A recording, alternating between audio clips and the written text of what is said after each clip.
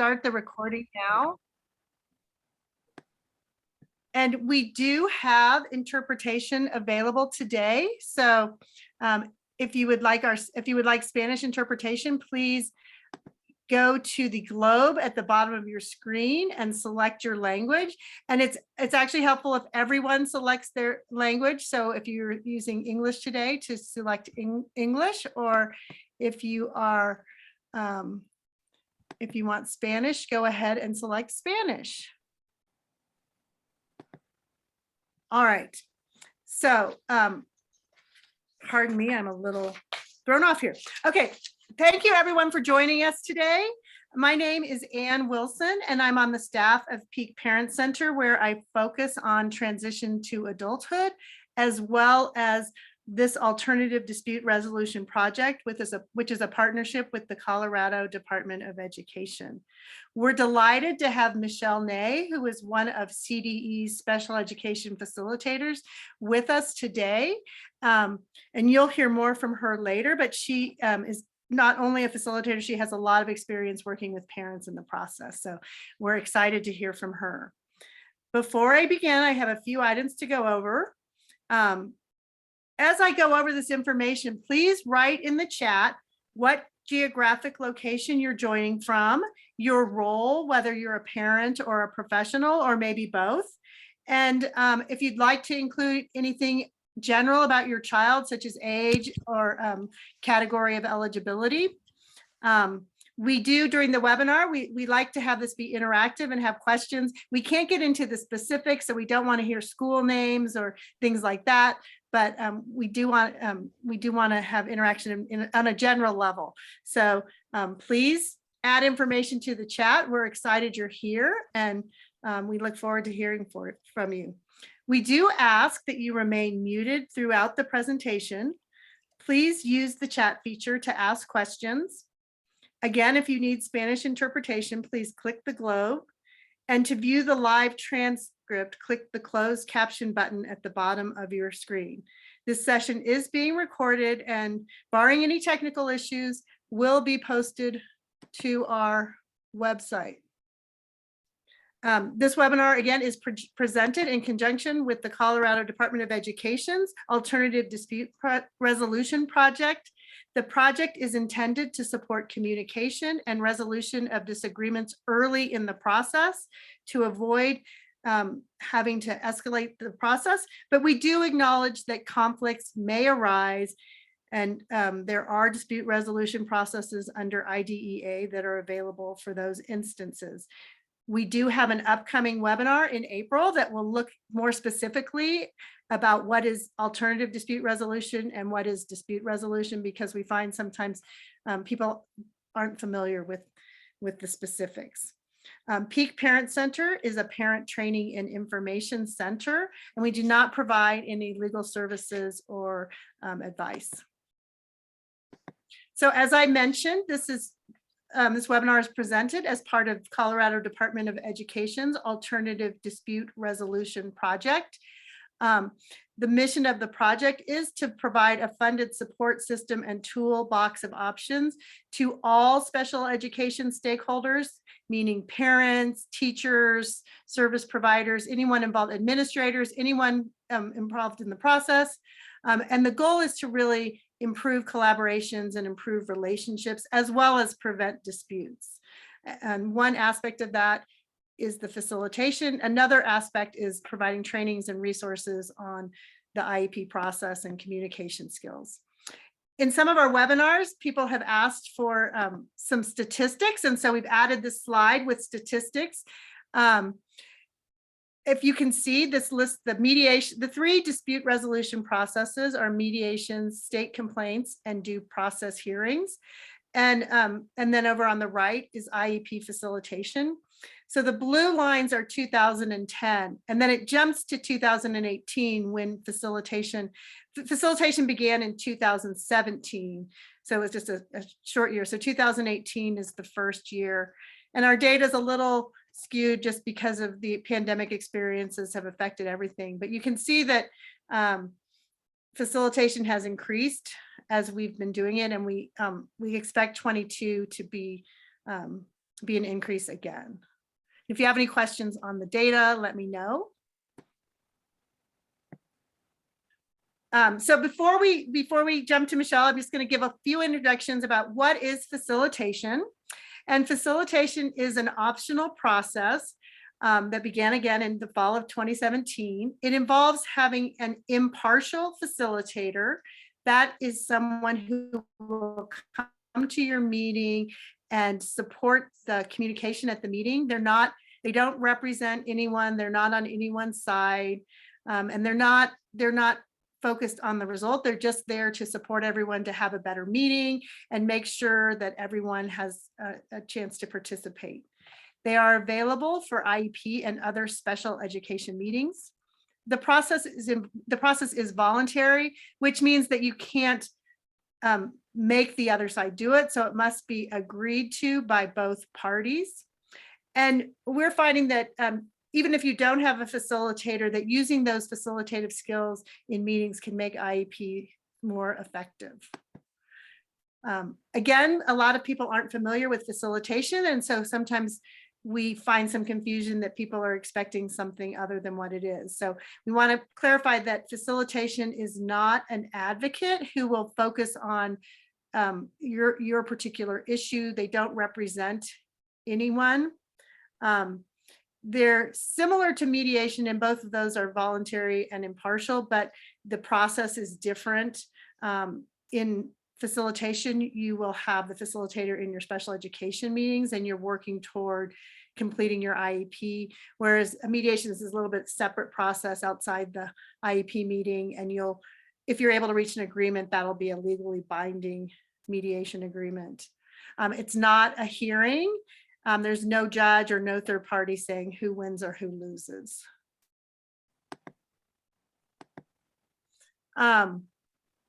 Is this mine? And one of the things we find, some of the conflicts in special education come up relating to meaningful participation. So under IDEA and its implementing regulations, parents are provided an opportunity to be meaningful participants in the education of their eligible children. And I find just in conversations, a lot of times people wonder, well, what does that really mean? But this does include participation in the IEP meetings. And just to talk about the family role, parents are equal participants in the team processes. Everyone at the table is there for a reason, and everyone at the table has a valuable perspective to share. So parents are team members, and parents are the one protecting their students' rights. It is the obligation of the school to propose an IEP that provides FAPE.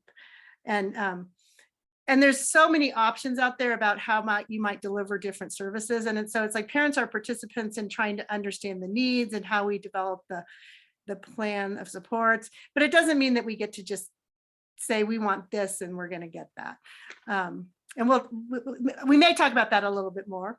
And then parents do have a right to object if you're unhappy with the IEP, as it turns out. So with that, I will turn it over to Michelle. And I realize I've been unmuted the whole time, so hopefully I haven't been providing a whole bunch of feedback. And so thank you so much for having me. Again, my name is Michelle Ney, and I am a facilitator with the Colorado Department of Education. We are technically regional facilitators. So we facilitate in certain areas of Colorado, but with the pandemic and a lot of the meetings being virtual, those boundaries have kind of blurred a little bit. And so we have actually been facilitating or even co-facilitating across the state. And many of the meetings have remained virtual.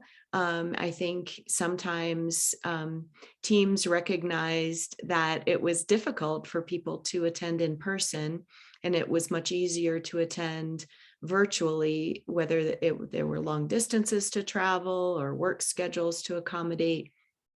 And so we do still facilitate virtually and also in person. My region is actually in Colorado Springs. and south and out to the mountains. So if you are ever part of a facilitated IEP meeting, you might see me. And so then be sure to remind me that you were part of the webinar. And so the IEP team, as we've talked about, or I should probably tell a little bit more about myself personally too, before we jump right in. Before coming on board as a facilitator with the Colorado Department of Education, I was a parent liaison in a local school district for over a decade.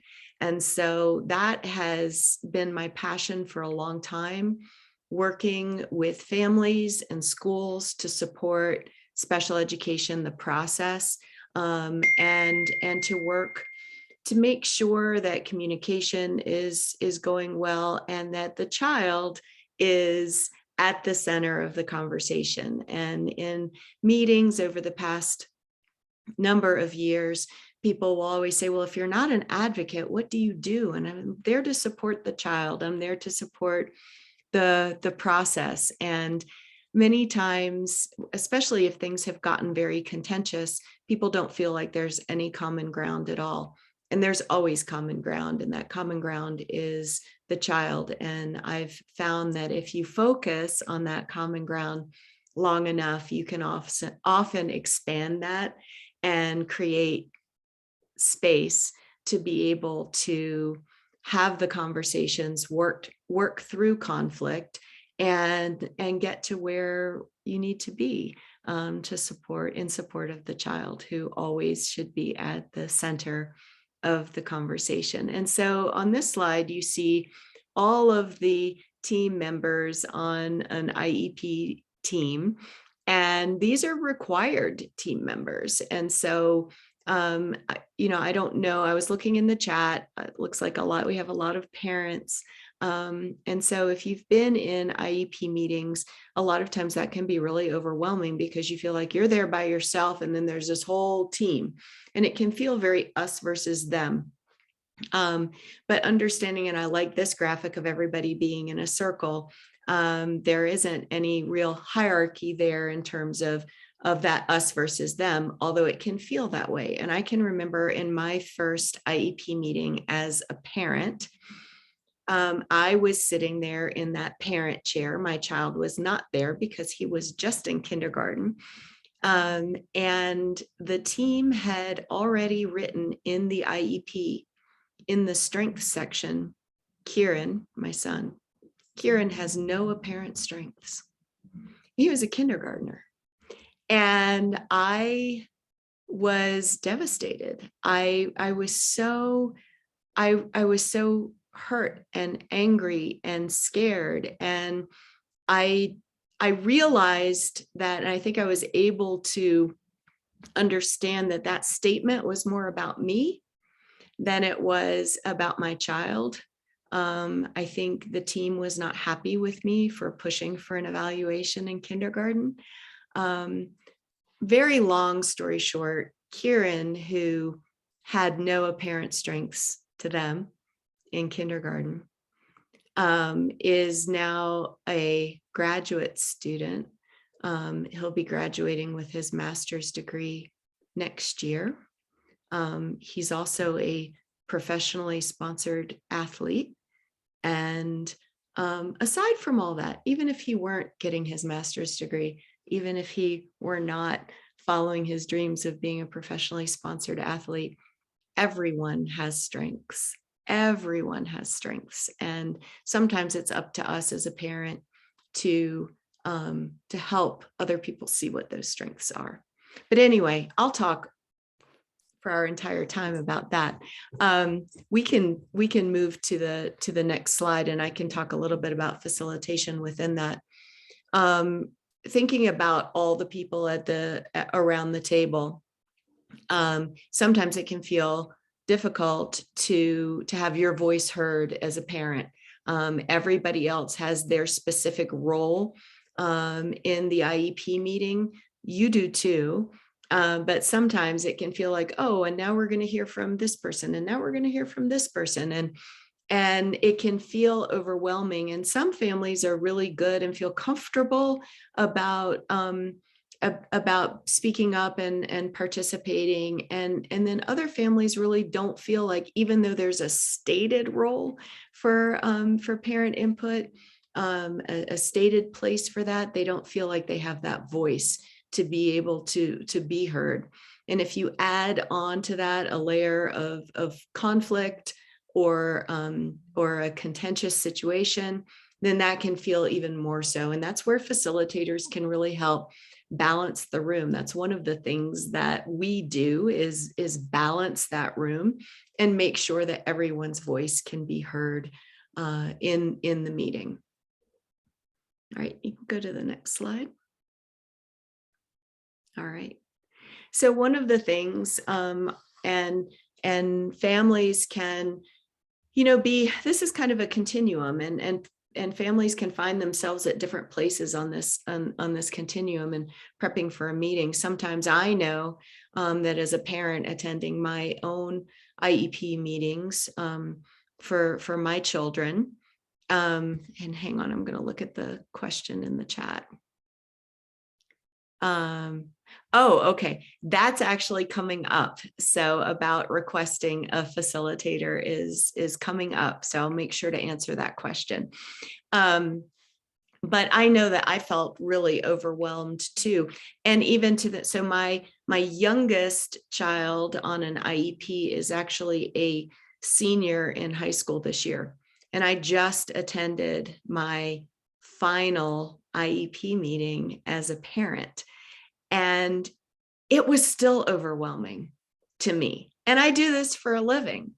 And so I ended up actually typing out a statement that I wanted to read at the beginning of the meeting, because I knew that I wasn't going to be able to really articulate what I wanted to share with that team. And there were so many emotions about it being the last IEP meeting, as well as just having it be about your child and their different abilities. And it can be really hard. And so I guess what I want to mostly express is that even for someone who does this for a living, when you're in the parent role, it changes everything.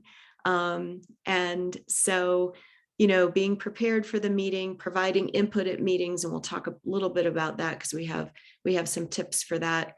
Communication during the meeting and then also throughout the year. And the fact that you can request an IEP meeting, you can request a team meeting, you can request an additional meeting. I have worked with families for a long time, and sometimes there's the misperception that annual IEP meeting is like a one-shot deal. That's your one opportunity in the year to be able to advocate for your child, to be able to ask information, to be able to make changes. And that's not the case. The annual IEP meeting is there to draft and to create the IEP that's going to be in place over the next year, but it can be amended.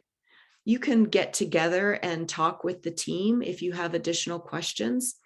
And so just really feeling like that's not your only shot.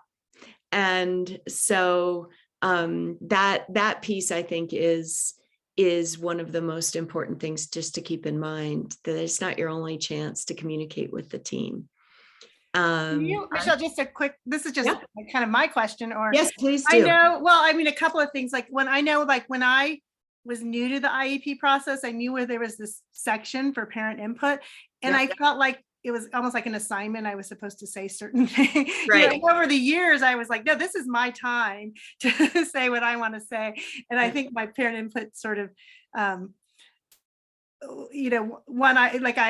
was more proactive in it, but I think just sort of what kind of things you can provide input about, maybe. And I'm just like you, is I always sort of, if I have something that I need to communicate and I think it's going to be emotional, I also do that. I write it out ahead of time, and so at least I have that. And even in the meeting, I don't quite get it out like I've written it out, but Right. it helps me a lot to communicate more effectively. But Yeah. but just some things like, I don't know if in your things that you've seen. Oh, that's a good point. Marcia comments that parent input can be difficult in divorce situations. Honestly, even not in divorce situations, I meet a lot of parents who have very different views about the IEP and the supports and what the goals would be. And so that's a good point too. Mhm. But Yeah, that is a really good point. And that parent input, and really, if you talk about it in terms of like family input, because the parents may not be on the same page about what they want to share or not share, what they want to focus on. And so to have the opportunity to provide individual parent input, I think is also important.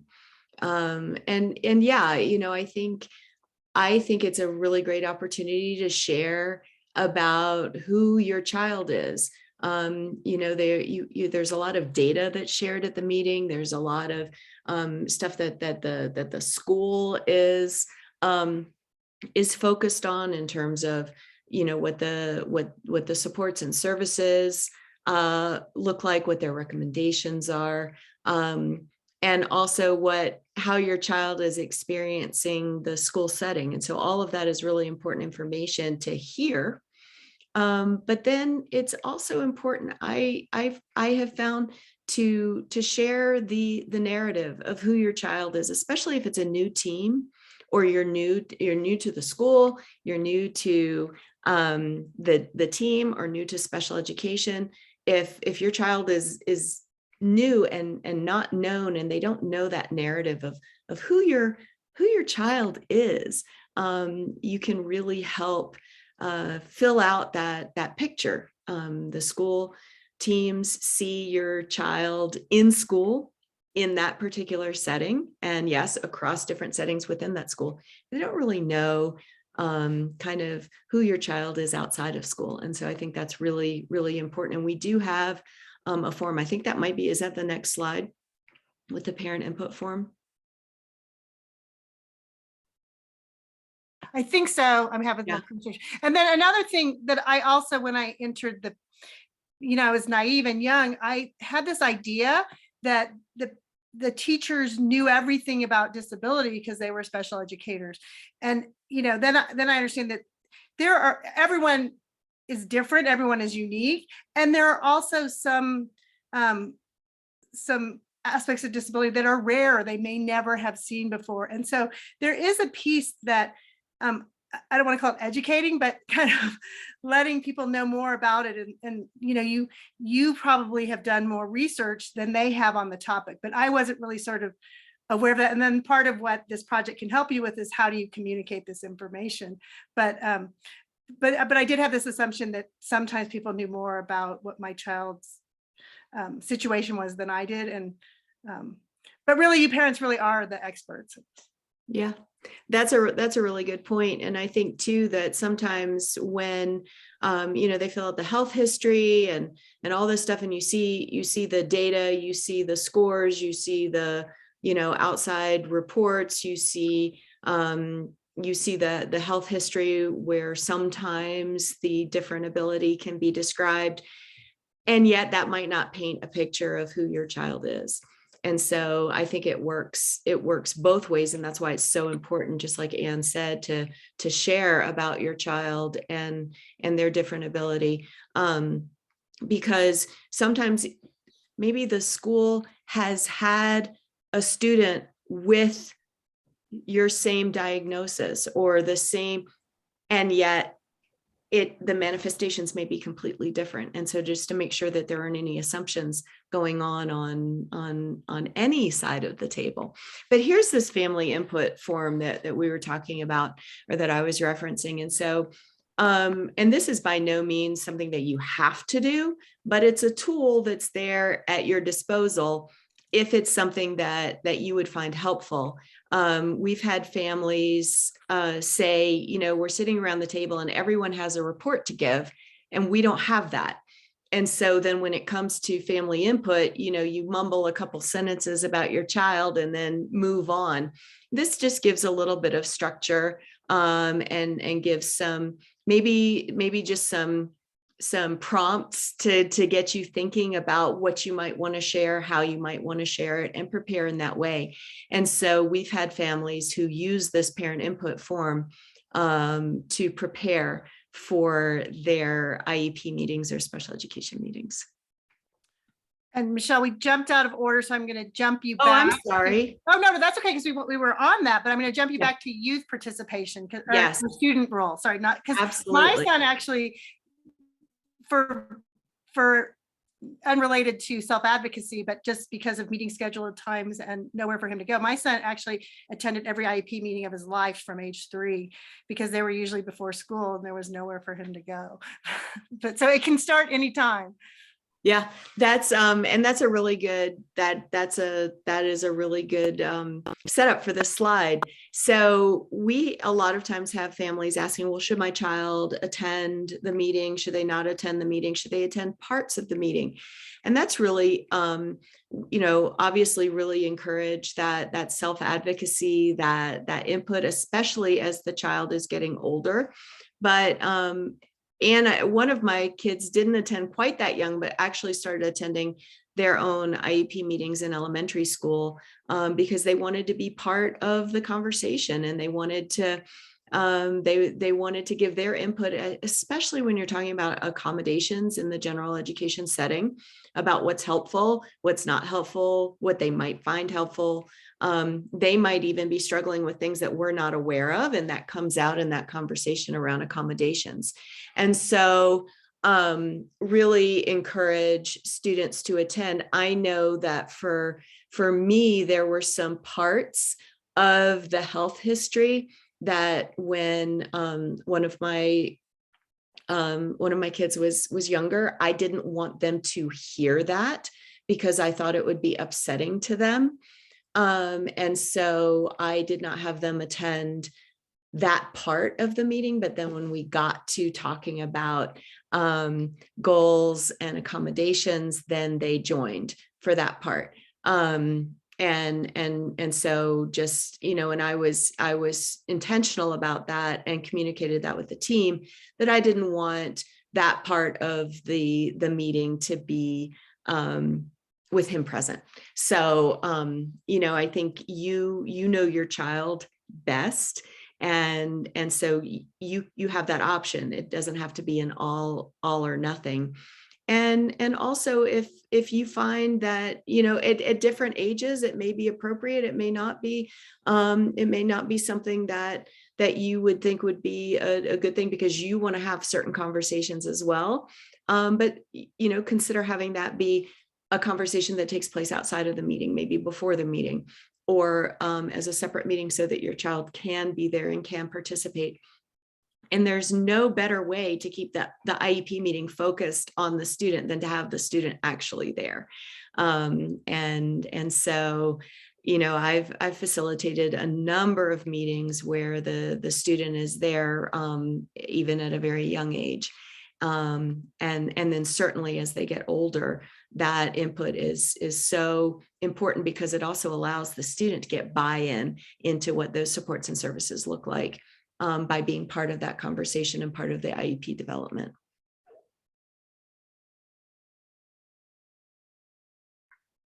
All right. Yep, there we go.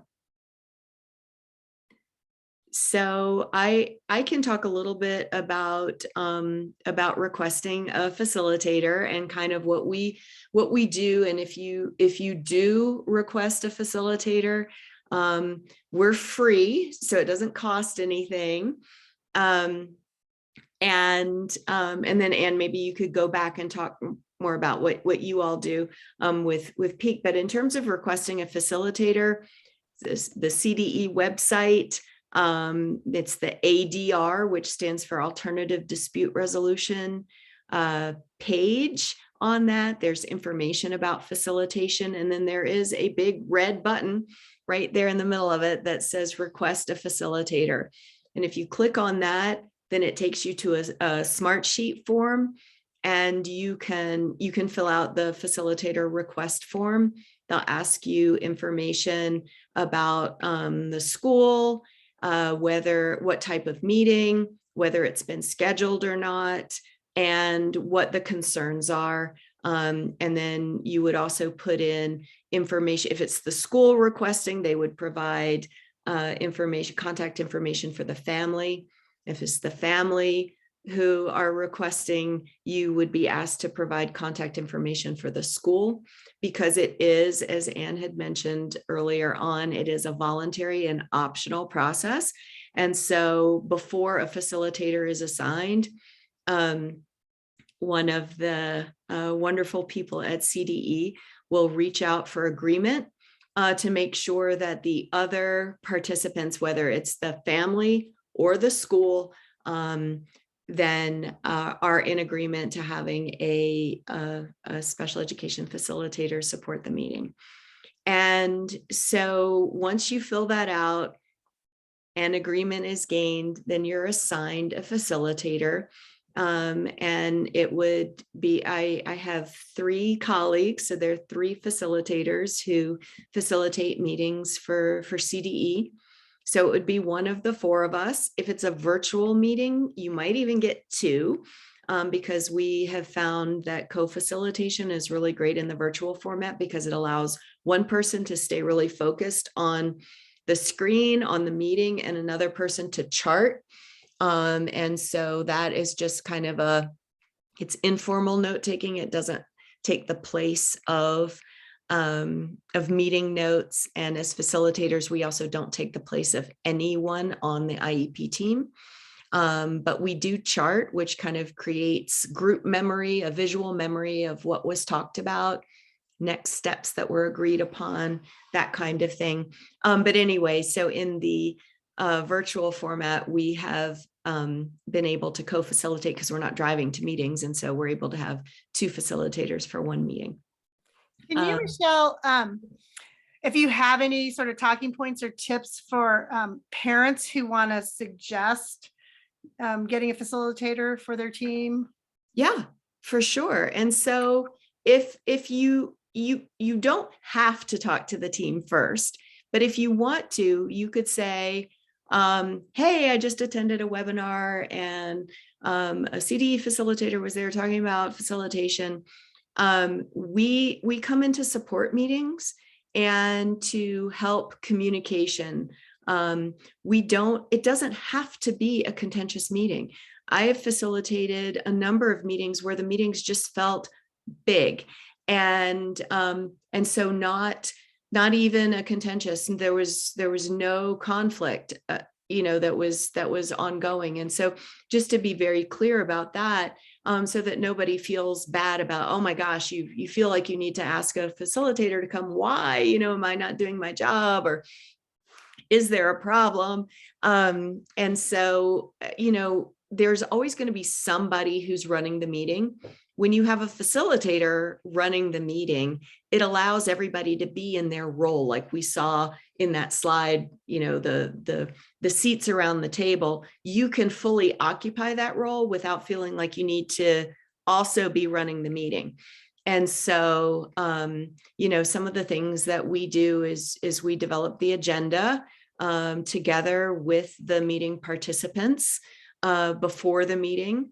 So a couple days before the meeting, and when we're assigned to facilitate, we reach out and send out an intro email. We just kind of clarify what our role is, and we ask for agenda items.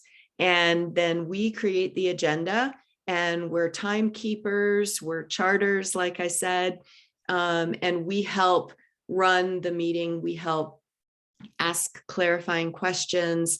We make sure that, we're pretty good at reading the room. And if somebody's looks like they want to say something, but aren't able to jump in, we'll help facilitate that.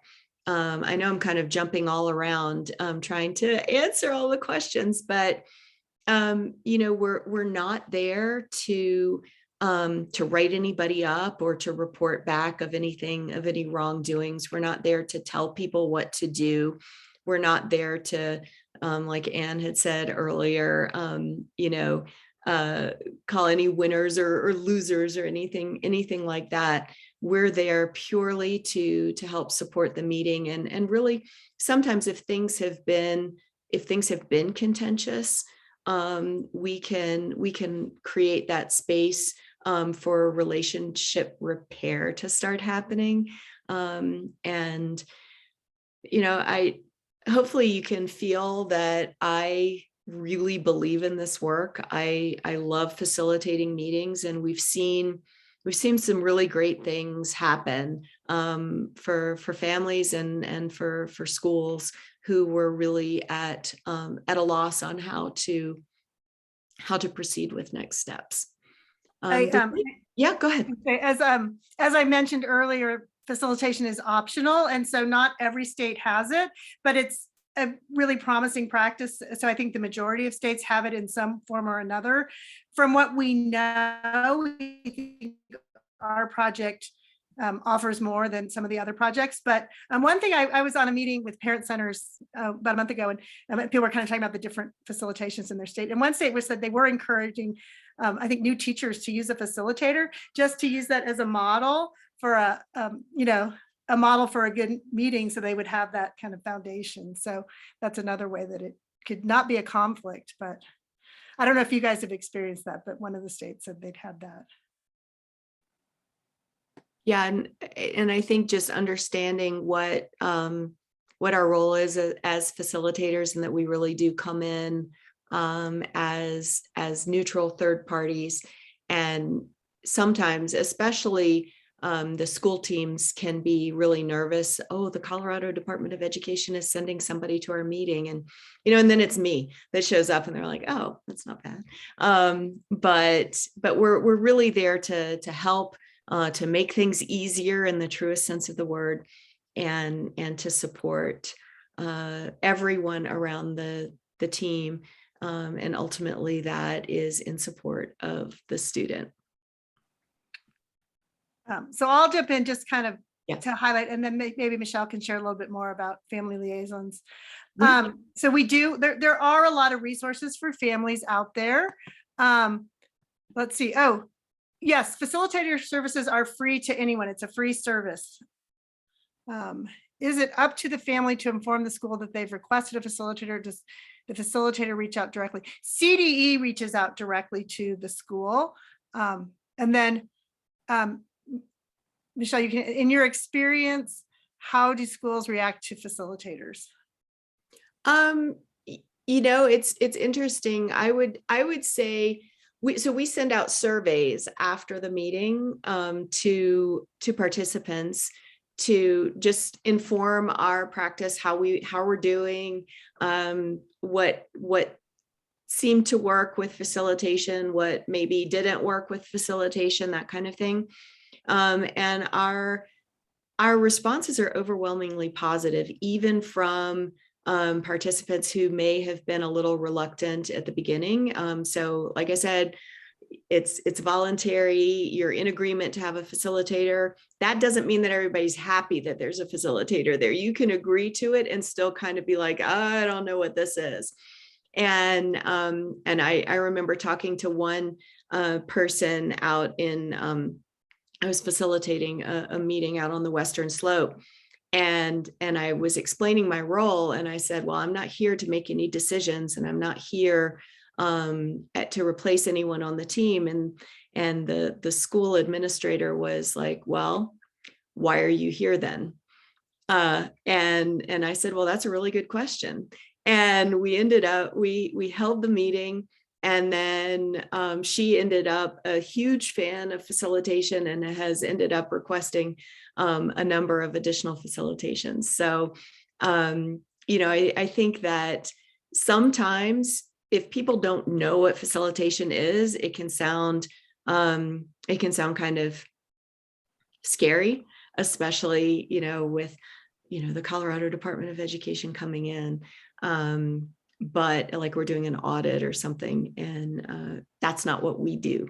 So I think facilitators being really clear on what their role is important, because it helps with that perception in the absence of experience. So if you haven't experienced it, you're going to have a perception going in, but hopefully, experiencing facilitation, then you can see what it is, and whether or not it benefits your particular situation. I see a question in the chat. Is there a And point? also, Michelle, I think your requests are about half and half, right? It's about half from Yep. parents, half from. Yep. So everybody at some point finds it beneficial. Yep. And sometimes the school has let the family know that they're going to request a facilitator.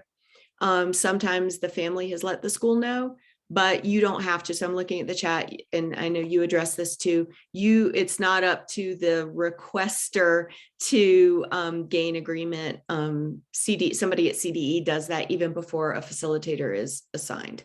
And then, what are thoughts on recording IEP meetings? I think it can be a really valuable tool. I know that in my own IEP meetings, I would leave the meeting and feel like, what just happened? What was that? Who said that? Were they talking about this? And just because it's such an emotional experience, and then you're hearing so much information and processing so much. Sometimes it's helpful to have that recording just to go back to and listen, just to be reminded of the conversation. I was going to add too, I think, we're all about accessibility, because that's what our kids needs. And a recording can be a way to make the meeting more accessible. Yeah. But you do want to communicate with your team, because some people, if you say you want to record, they immediately think lack of trust or something. So, Yeah. But I think there's really good reasons to record. And one of our big prongs of this program is just communication. Yeah. And so that is something you want to communicate why, so it doesn't create. Yeah, I would agree with that 100%. And, and it may even be as simple as one of the family members isn't able to attend the meeting, and then you can record it so that they can hear the conversation and the discussion that happened. I would recommend definitely letting them know that you want to record the meeting, and not trying to record the meeting secretly.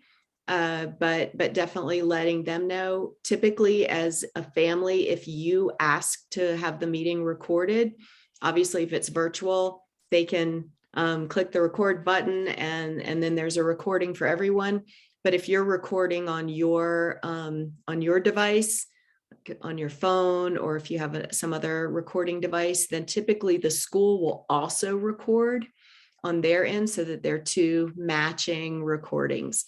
And so don't be thrown off if you ask to record and then the school is also recording on their end. And also there are times where people are just say, there is a lack of trust, and I want to record because I want to make sure that that I can go back and reference this recording, and you don't have to be apologetic about that either. So yes, feel free to record, but let them know. And then, is there a point where it's too late for a facilitator, like a student is going to be expelled? So we have facilitated manifestation meetings in the past. I think one of my colleagues has also facilitated expulsion hearings, but I, as a facilitator, and obviously I'm biased, I would say it doesn't cost anything to give facilitation a try. The worst thing that can happen is that you're not able to find a way forward, or the meeting outcome is something that you're in disagreement with, which can happen, of course. But you always have the option to pursue another process after. So doing facilitation does not take any of the other processes that then fall under dispute resolution.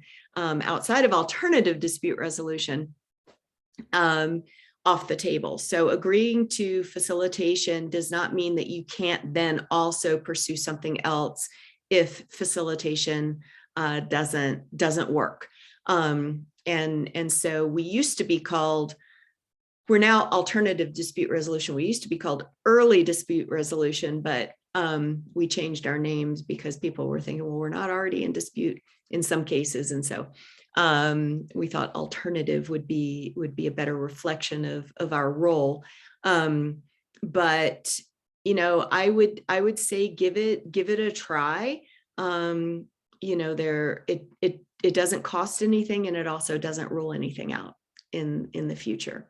So we've seen some pretty amazing things where people feel like there is no path forward. And then with a facilitation, they're able to get to where they need to be. And I would guess if because part of the team does still want to be working together, and I would guess if it was at a point where it's too late, the other side would probably choose not to agree. Yeah. But and sometimes if for instance, if there are attorneys involved, or there is already a state complaint going on, or a facilitator may gather the information and say, this is outside of the scope of facilitation. So there have been a couple times where we've, reached out with our intro, and then we gather information and we recognize this is past facilitation. And then at that point, we'll reach out to the team and say, this seems to be outside of the scope of a facilitated meeting. And so there's that piece to that as well. Great questions. Does anyone want to add any? And I'll talk a little bit about some of the resources for families, feel free to, because we want to answer your questions. But we do at Peak have one-to-one assistance where we have a team of parent advisors. I think our newest parent advisor is on this webinar now, but we do have a team of parent advisors that you can contact and talk about your situation. Not just related to your IEP. We support families with disabilities. So if you're looking for resources, if you're not sure who to go to for something, sometimes people have some things to get off their chest, and the Peak parent advisors sometimes just do a lot of listening too. But just know that one-to-one assistance is available. Some districts do have family liaisons specific to support families receiving special education services. I think all districts have some sort of family support, but not all of them are versed in special education. So I think the ones that are specifically for special education are not, it's not widely available, but they are available in some districts. So I know Pooter has one for sure. So that's something to look for in your district. And Michelle, having been one, probably can tell you more about that. And then sure. The special education director, because you will probably hear, if you don't already know, that Colorado is a local control state. And so a lot of things the district has control about. So a lot of things you'll have to go to your district special education directors. I hear from sometimes that sometimes schools don't want people to go to the special education directors, but I don't know if that they are there, that they can kind of answer questions. And you can also contact the Department of Education. And again, because it's local control, sometimes they'll have to send you back to the district special education directors. We got lots more in the chat. And then Michelle, if you want to add anything about any of these resources. Sure, and I'll jump in quickly about, when you call the Department of Education with questions related to special education, they will often refer you back to the director in your local district or administrative unit. And so even if people in the school maybe don't want you to talk to the special education director, I wouldn't hesitate to reach out to the special education director in your local school district, because they're there to help. as well. And so that's a good resource to reach out to as well. As far as being a family liaison for special education in a district, I was in that role for over 10 years. I love that role. And I really feel like districts would really benefit from having someone in that role, even if it's not a dedicated position, but having somebody in that role.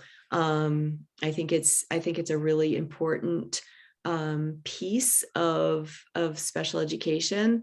And, like Anne said, just having somebody that you can talk through things with, having a sounding board. As a parent liaison, I was able to attend meetings with families and just be that extra layer of support. And, I didn't, I wasn't there as an advocate, but I was there in support of the student and of communication. And in many ways, I see that role as kind of pre-facilitation in a way that does help, having someone there that you can talk through things with. And especially if, I was paid by the district, but I had support from the special education director to be able to disagree with the district in some cases. And so, I always had that support, and I think that was really important because families who didn't know me, they were like, well, you get paid you get paid by the district. How does that work? And, but then once they worked with me and they knew that I really could be there in support of the process, and that I had the freedom to disagree, then that turned into a really beneficial role. And like you said, there are a number of school districts in Colorado who have people in that role. I would say, I think, because we do a parent liaison coffee chat at the district, at CDE, and I think we have about 9 people who, if it's not their job, it's a role that they're in also. So sometimes it's a social worker. And Taylor, to the next question, I'll jump to. There are multiple ways to engage with facilitation, including taking the 3-day training in facilitation skills. CDE does the 3-day trainings. I think Michelle and Marianne have one coming up in April, maybe. We're doing, I don't know when the next virtual one is. Right. We're doing one that's in person, but it's out so if you're in the area, you can definitely sign up for it, but it's going to be out in Rifle, so near Glenwood Springs. Is our next 3-day virtually too. And so that's, we want, Pete gives webinars, and we want everyone on the team, want general educators, principals, we want everyone to kind of know more about facilitation and facilitative skills. Not everyone comes to our trainings, but that's what we want and hope for. And many people have taken the 3-day facilitation training. And so some districts have kind of built up their own capacity. CDE sometimes does custom trainings for districts. They'll request to have a training for their district, and they can kind of tailor it to what they need. And then there are sometimes virtual trainings, so that if you are interested in getting the facilitator training, not to be one of the statewide facilitators, but to have those skills, those trainings are available. And did you mention that they're also free? So all of that, the 1-day training and the 3-day training are free. Yeah. Whoops, we're jumping around a little bit, but this is Miriam Fleury is the ADR specialist at CDE. And so, and sometimes on the webinar, I don't think on the website, there are listings of the upcoming trainings, but I don't think there's any facilitation ones on there right now. But we had one earlier that I think they were going to reschedule. So, so you could contact her to ask her about what opportunities are coming up. Mm-hmm. That's great. So let's see if we covered everything. And the facilitators also offer office hours on Tuesdays. And so that's a great way if you want to kind of, I don't know, what you want some coaching or want to get more information or whatever. That's a great way. yeah, if you have any questions about facilitation or, depending on how many people are in office hours, you could ask a specific question too. And we take turns covering office hours. So, we're there are different facilitators in there each week. Yeah, I think we sort of covered some additional resources. Another great resource is the Center for Alternative Dispute Resolution in Special Education. It's called Cadre. Their website is cadreworks.org. And hang on. And they have some great resources on facilitation throughout the country, and just a lot of like resources for communication and resolving conflict with your team. So that's a great, if you're interested in this, there's a lot of great resources on there as well.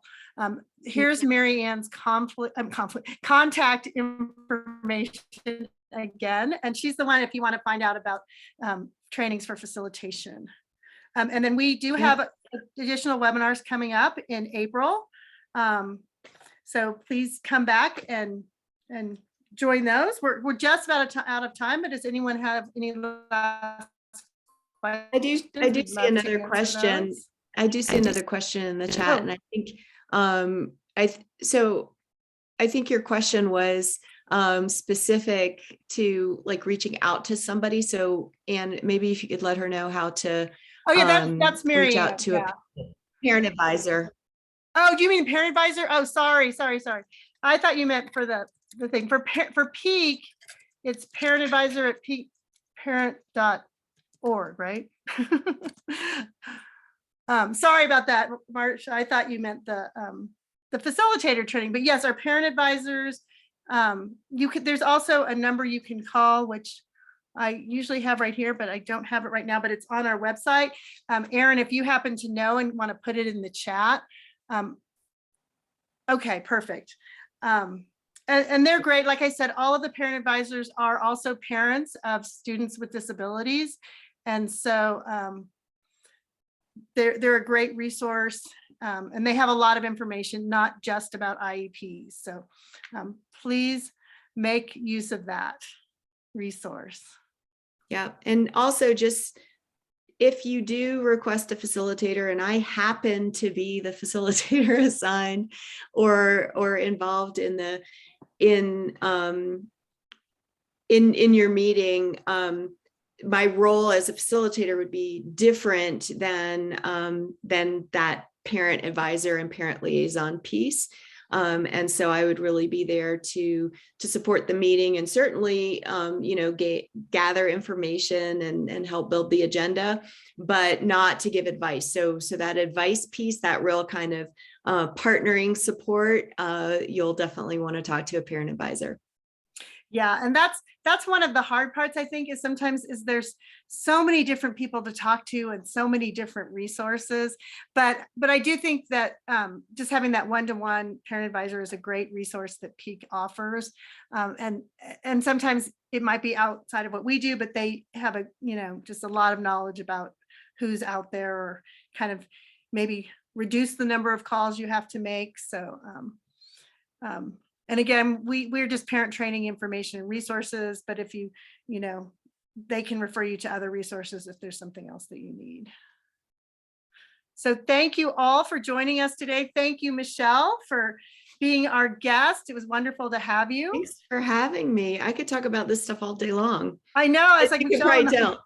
It is. It's a hard process, and so many different unexpected things come up that you kind of, you prepare as best you can and try and be informed, but things happen that, Yeah, for sure. And welcome, Erin. I love the role of parent advisor. So congratulations on that.